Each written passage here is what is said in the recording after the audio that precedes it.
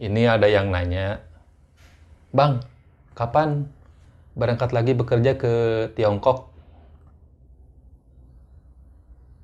Tunggu ya jawabannya.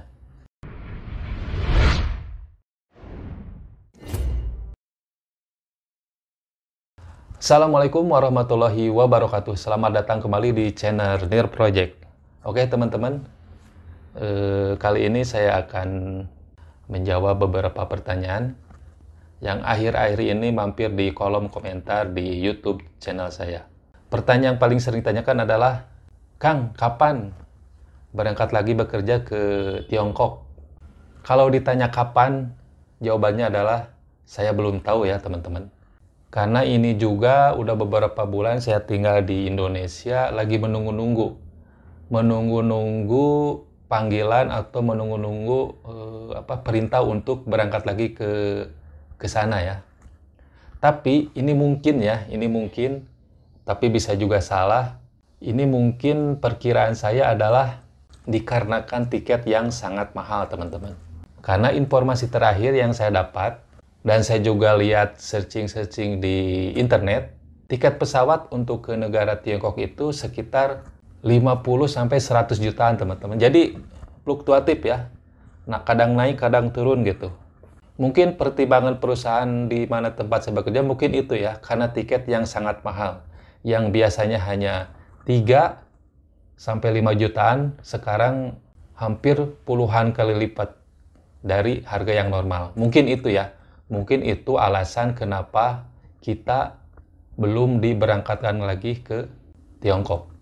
Karena seperti teman-teman tahu, di perusahaan tempat saya bekerja, semua tiket dan akomodasi lainnya itu ditanggung oleh perusahaan. Jadi mungkin perusahaan belum sanggup atau keberatan, saya nggak tahu ya.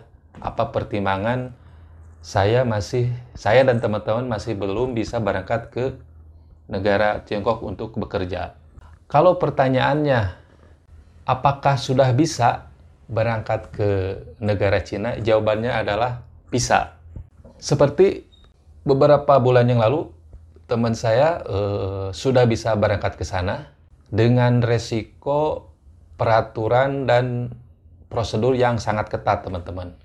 Selain karantina selama 2 minggu di sana, saya nggak tahu 2 minggu atau 21 hari ya. Yang saya tahu antara itu ya, antara 2 minggu sampai 21 hari karantina di sana ya. Kemudian dengan prosedur yang sangat ketat, dengan aturan yang baru, dan tentu saja tiket yang sangat mahal itu. Dan pengalaman teman saya kemarin itu tiket sekitar 50 juta lebih ya. Dan itu mungkin sangat sedikit memberatkan untuk perusahaan di mana saya tempat bekerja. Jadi ini mungkin ya, tergantung perusahaannya. Kalau perusahaan sanggup ya bisa berangkat. Kalau belum sanggup ya mungkin nunggu sampai tiket agak normal mungkin ya. Itu jadi jawaban saya. Kalau apakah sudah bisa, jawabannya adalah sudah bisa. Tetapi dengan risiko yang seperti saya sebutkan tadi. Pertanyaan selanjutnya adalah, apa yang saya lakukan selama beberapa bulan belakangan di Indonesia? Ya, saya tetap bekerja seperti biasa. Seperti di vlog-vlog saya sebelumnya, saya pernah menjelaskan bahwa di perusahaan saya itu ada sistem rolling dulu ya. Dulu sebelum pandemi ramai seperti sekarang ini. Jadi dulu ada rolling. Jadi kita 2 bulan kerja di Indonesia, kemudian kita berangkat ke Tiongkok. Di sana kita 4 bulan. Setelah 4 bulan kita balik lagi ke Indonesia. Jadi seperti itu terus siklusnya ya. 2 bulan di Indonesia, 4 bulan di Tiongkok. Nah, program seperti itu otomatis berhenti ketika pandemi datang. Karena ya seperti teman-teman tahu, prosedur yang sangat sulit, prosedur perjalanan yang sangat tidak memungkinkan untuk diadakan rolling seperti yang dulu kita jalani. Jadi sekarang saya seperti biasa bekerja, kebetulan di Bandung ya, ada cabang ya kantor kecil-kecilan lah tempat kita bekerja. Jadi sementara ini saya dan teman-teman ngantor di situ, di tempat biasa kita bekerja kalau dulu kita rolling gitu. Jadi sekarang ini saya masih bekerja di situ, masih tetap normal bekerja biasa, dan pekerjaan kita dikirim lewat email ya, dengan segala instruksi-instruksi dari sana gitu. Jadi untuk sementara kita tinggal dulu di Indonesia, kemungkinannya menunggu panggilan selanjutnya ya. Mungkin menunggu tiket kembali turun atau mungkin sedikit peraturan sedikit longgar ya. Jadi alhamdulillah saya sekarang masih tetap bekerja di perusahaan itu ya, karena kita punya kantor lah di Bandung ya. Nah ini pertanyaan selanjutnya, Bang kok nggak ngonten lagi? Nah ini nih, ini sebenarnya pertanyaan yang sering juga ditanyain. Begini teman-teman ya, saya bukannya tidak mau ngonten lagi di Indonesia ya, tapi berhubung saya sedikit sibuk, agak sibuk gitu dengan pekerjaan, karena kita kan kemarin-kemarin kita pergi masuk jam 8, pulang jam 5 lah gitu. Jadi saya tidak punya waktu yang luang gitu untuk bikin konten di Indonesia. Yang pertama itu mungkin alasannya. Yang kedua, karena udah lama saya tidak bersama keluarga ya gitu. Jadi akhir-akhir ini waktu saya banyak dihabiskan bersama keluarga ya. Karena saya juga ada anak, ada istri. Jadi sekarang mungkin membalas waktu-waktu yang dulu yang sering saya tinggal. Nah mungkin sekarang agak sedikit membayar itu semua buat istri dan anak-anak saya gitu. Dan alasan yang seterusnya mungkin saya nggak terlalu pede ya untuk bikin konten di Indonesia, karena kegiatan saya juga tidak terlalu menarik untuk dibikin vlog, karena saya juga orang biasa. Saya juga sungkan gitu untuk meng-share segala kegiatan saya gitu, karena nggak seru kayaknya gitu ya. Kehidupan saya gitu-gitu aja, pagi bekerja, sore pulang, ngumpul sama anak, malam tidur, ya gitu aja tiap hari gitu. Jadi kalaupun saya bikin vlog mungkin ya tipis-tipis aja, atau mungkin jarang ya. Kalau ada main, kalau ada berangkat kemana gitu, ya paling saya bikin vlog gitu. Tapi mudah-mudahan selanjutnya saya mulai rajin lagi bikin vlog untuk di Indonesia, dan mudah-mudahan teman-teman tetap setia di channel YouTube saya. Oke. Bang, ikut dong kerja ke Cina, atau Bang ikut dong kerja ke Tiongkok. Nah, ini nih. Gini teman-teman ya. Kerja ke Tiongkok itu berbeda ya. Maksud saya begini. Mungkin kalau saya kan tinggal di Cimahi di Bandung ya, Cimahi ya. Misalkan saya kerja di Jakarta gitu, atau kerja di luar kota ya, di Jakarta atau di luar Bandung lah pokoknya. Mungkin saya tidak terlalu berpikir panjang gitu ya, atau bisa ngomong gampang gitu ya. Ayo kalau mau ikut kerja, ayo aja gitu. Terus kan kita juga udah tahu skill Anda misalkan.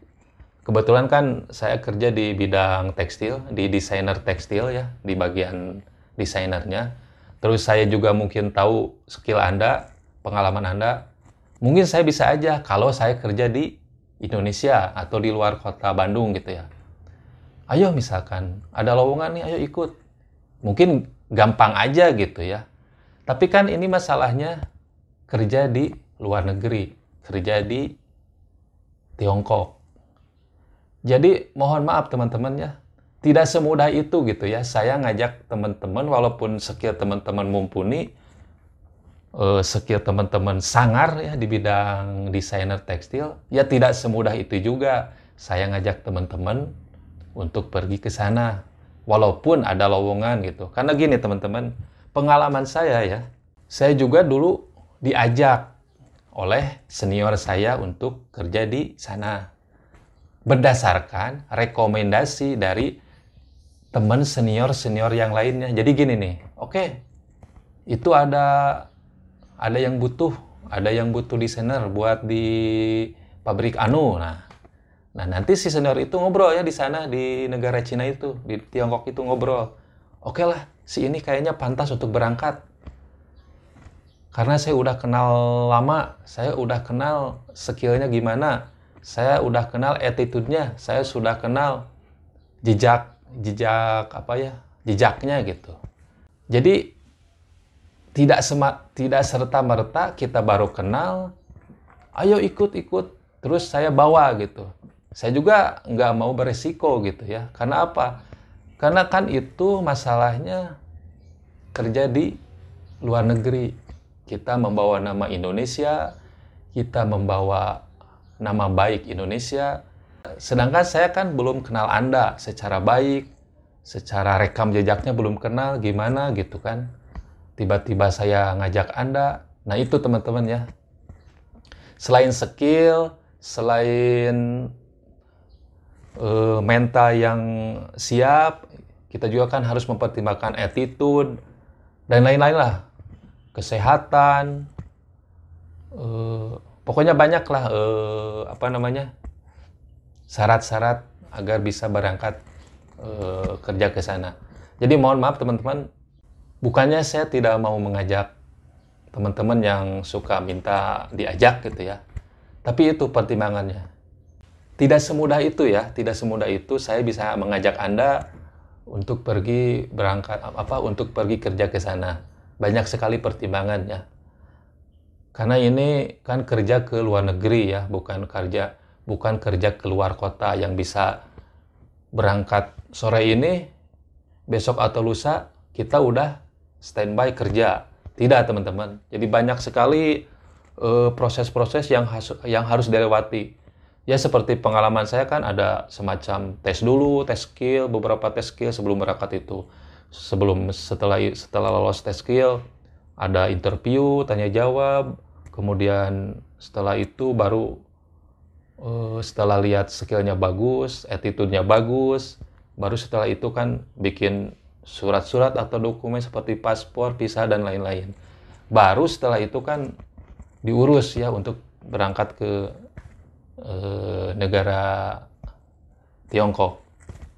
Seperti pengalaman saya dulu juga, saya sekitar 1 bulan lebih lah ya, sampai bisa berangkat ke sana. Jadi itu teman-teman ya.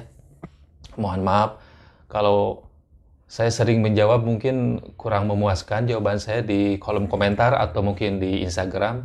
Karena itu ya, masalahnya itu. Tidak semudah itu ya, mengajak atau membawa orang untuk pergi berangkat ke negara Tiongkok atau ke luar negeri lah pada umumnya. Oke teman-teman, jadi itu saja beberapa pertanyaan yang akhir-akhir ini sering teman-teman tanyain. Mudah-mudahan teman-teman tidak puas atas jawaban saya. Jadi nanti kan nanya lagi dan ada konten lagi buat saya. Dan mohon maaf, semoga ini bisa menjawab. Dan kalau Anda belum puas, silahkan tanya lagi. Mungkin insya Allah kalau ada waktu saya akan menjawab. Dan mungkin kedepannya saya juga akan bikin konten-konten yang tipis-tipis saja. Dan mudah-mudahan teman-teman selalu menyimak vlog-vlog saya. Dan terima kasih sampai saat ini sudah 15.000 subscriber. Terima kasih teman-teman yang sudah subscribe channel saya. Mudah-mudahan mendapatkan balasan yang setimpal dari Allah Subhanahu wa Ta'ala. Oke, itu saja. Assalamualaikum warahmatullahi wabarakatuh.